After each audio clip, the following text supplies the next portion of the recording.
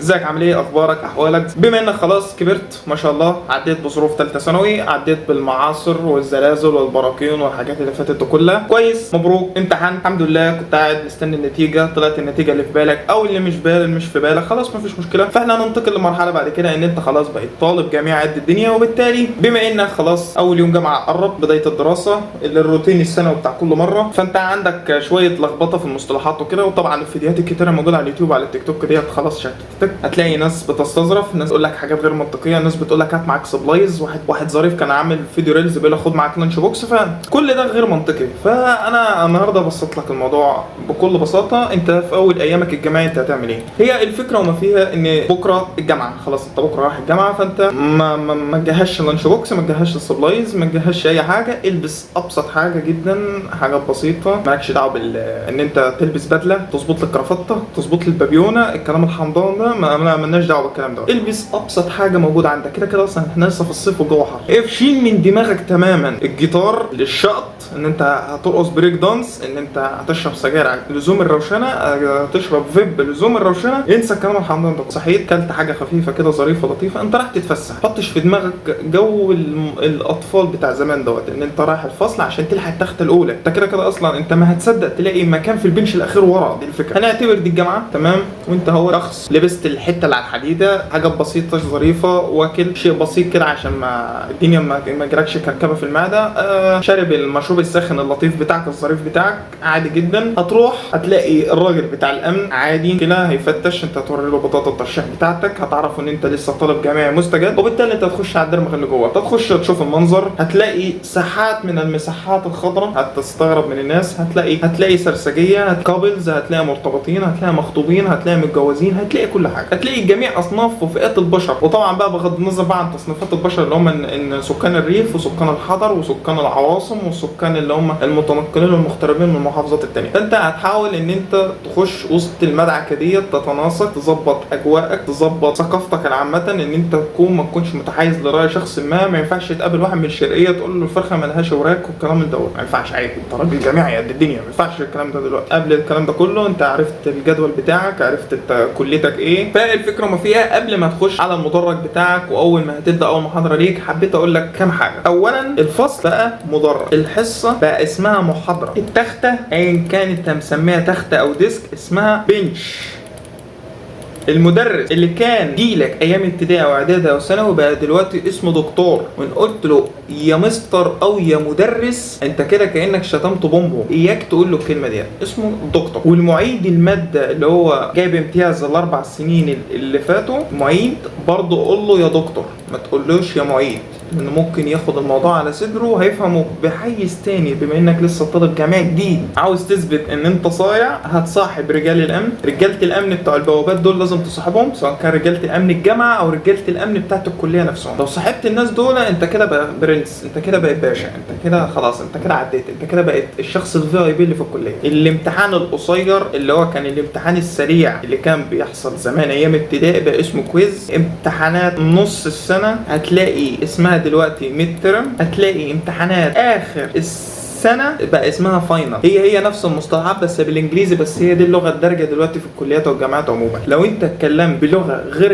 اللي هي الدارجه حاليا في الكليات والجامعات، هي صدوق فلاح، صدوق متخلفه، صدوق متاخر حضاريا. انت مضطر تعمل كده لان انت لاجل ان انت بتتاقلم وبتريح دماغك بحيث ان انت تعدي الاربع سنين بتوعك وتروح تشوف مستقبلك بقى وتخلص. الدكتور دخل صباح الخير يا شباب، صباح مش عارف ايه الكلام ده كله. هتلاقي ايام ابتدائي وايام اعدادي كنت انت عشان تتكلم المفروض بترفع ايديك وكده، لكن في الجامعات والكليات وكده ان انت بتتكلم بشيء بمبدا المشاوره. لو الدكتور فتح باب المناقشه بينك وبينه خلاص مفيش مشكله، هتلاقي زمايلك برضه بيتشاركوا ارائهم والكلام ده كله. هي الجامعه عموما ان هو الدكتور بيجي يقول لك الماده العلميه وانت بتتشارك اراء. هل انت عندك نظره علميه مختلفه؟ هل انت عندك راي علمي مختلف ممكن يضيف قيمه على قيمه المنهج اللي بيدولك الدكتور ده؟ مفيش مشكله. الحياه الجامعيه بتبقى مبدا المشاركه، التعاون، ابداء الاراء، بس ما تكونش اراء سياسيه ومتطرفه والكلام حمضان ده كله. ما تقوليش ان انا ما توقفش الدكتور وترفع ايدك والكلام تقول ان انت بتدعم جماعه ده. هيطلب منك انشطه جديده، هتلاقي مناسبات جديده، هتلاقي تكليفات جديده، هتلاقي شويه اكشن واثاره زياده كده انت ما كنتش بتشوفهم في ايام اعدادي او ثانوي. فزي هتلاقي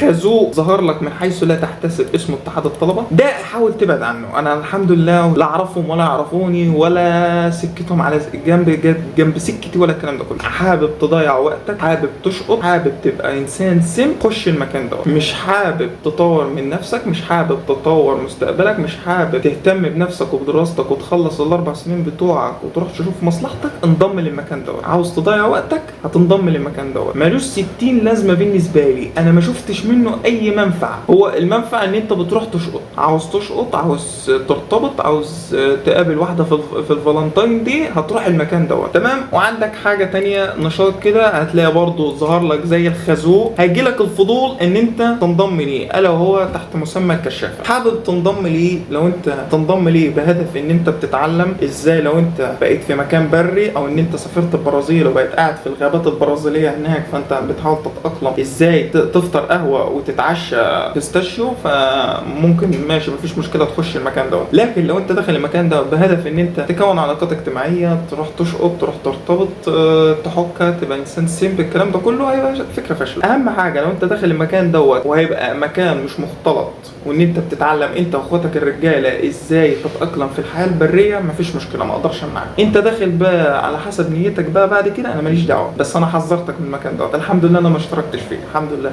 علاقتي بينه وبينه زي علاقتي ما بينه وبين البستاشيو، لحد دلوقتي ما دوقتش طعمه بصراحه. هتلاقي بعد كده من بعد المحاضرات وكده هتلاقي الدكاتره بيطلبوا منك انشطه زياده ديت. الحمد لله ان الحاجات ديت موجوده، بحيث ان انت لو انت ادائك الدراسي زي الزفت، فالانشطه الجانبيه ديت بتظبط درجاتك تحت مسمى الامتحانات السريعه او الكويز، او مسمى الشيتات، او البحوث العلميه.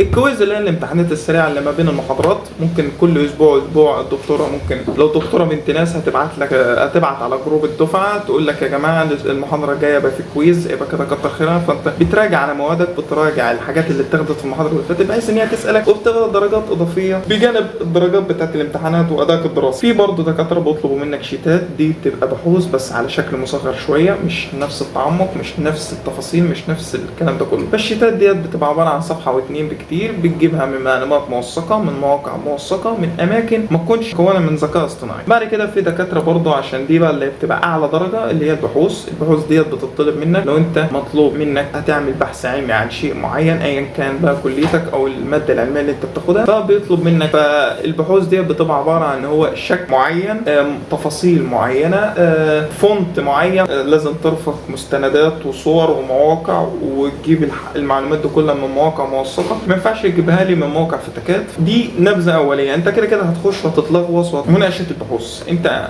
خلاص عملت البحث بتاعك العلمي، خلاص كده اتاكدت ان انت جايب المصادر العلميه بتاعتك ديت اللي انت عملت عنها بحث، سواء كان 15 16 17 صفحه. فانت قدمت البحث للدكتور وقال لك خلاص مفيش مشكله، المحاضره الجايه انت هتناقش البحث دوت قدام زمايلك. وهنا هيجي لك لحظه الصدمه، ده عدد دقات قلبك هيرفع في السماء، هي الادرينالين عندك هيرتفع، هتحس بتوتر، هتحس بخوف، عادي، ده شعور طبيعي كلنا حسينا بيه بصراحه. فانت هتقف على المكان قدام زمايلك عشان تشرح البحث دوت. فبسم الله ما شاء الله، اول ما تقف مش فاكر اي حاجه، مش دريان باي حاجه، مش فاهم اي حاجه، فتحس ان انت ولا كانك عملت اي حاجه. فالدكتور هيشك فيك، اكيد طبعا بعد الموقف الزباله دوت هيقصدك ان انت جايب البحث دوت من الذكاء الاصطناعي، ويبقى شكلك وحش قدام زمايلك، هتتلخبط في الكلام، ممكن تعيط، ممكن تنط من البلكونه، الموضوع هيبقى صعب. فعادي انت كده اول سنه بتغلط، وكده زمايلك برضه لما يتحطوا في نفس الموقف دوت انت هتتريق عليهم وتتنمر عليهم وهيعيطوا وهيحاولوا يموفقون. بس انا بديك فكره اوليه عن اللي هيجي لك بعد كده، بحيث ان لما الحاجات دي تشوفها تفتكرني وما تتصدمش. وبالتالي انا انتقل اخر جزء، طالما انت وصلت لحد هنا ده شيء كويس، فاهم يعني انت بعد المعلومات القيمه ده كلها انت ازاي ما اشتركتش في القناه. فهنا هكلمك عن شويه خرافات، ما تصدقش البودكاستات الوهميه او التنميه البشريه اللي هي هدفها ان هم يبيعوا الكورسات بتاعتهم الحمضانه،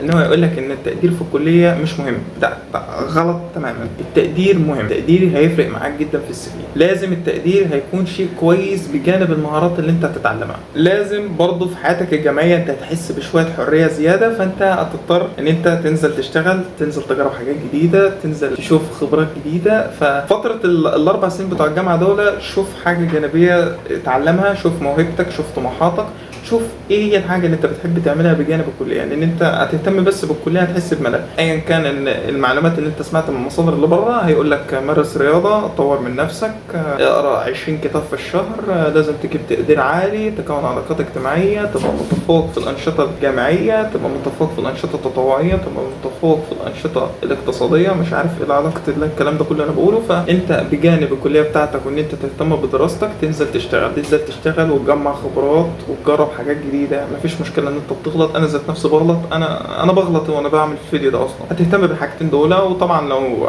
حابب تمارس رياضه، حابب تمارس اي حاجه تانية، حابب تظبط جسمك، حابب تطور من شكلك، حابب تطور لغه، مش عارف ايه الكلام ده كله، مفيش مشكله. كده احنا كده وصلنا لنهايه الفيديو. اتمنى تكون استفدت، اتمنى تكون خدت افكار مبدئيه بسيطه، شرح مبسط عن ايه اللي هيواجهك في الفتره الجامعيه في الفتره الاولى ديت. انا بس بصدمك دلوقتي بحيث ان انت بعد كده ما تتصدمش وتفتكرني. بس هي الفكره ما فيها، هتشوف الحاجات دي كلها، بس هي الحاجات دي كلها هتتكرر عليك، وبعد كده هيبقى روتين يومي بالنسبه لك، وان انت خلاص هتبقى الفتره الجامعيه دي هيبقى لا شيء بالنسبه لك. هتحاول بقى تشوف حاجه تانية برضه تعملها بجوار حياتك الجامعيه. طالما انت وصلت لحد هنا ما تنساش لايكاتك، اشتراكاتك، حركاتك، تريكاتك.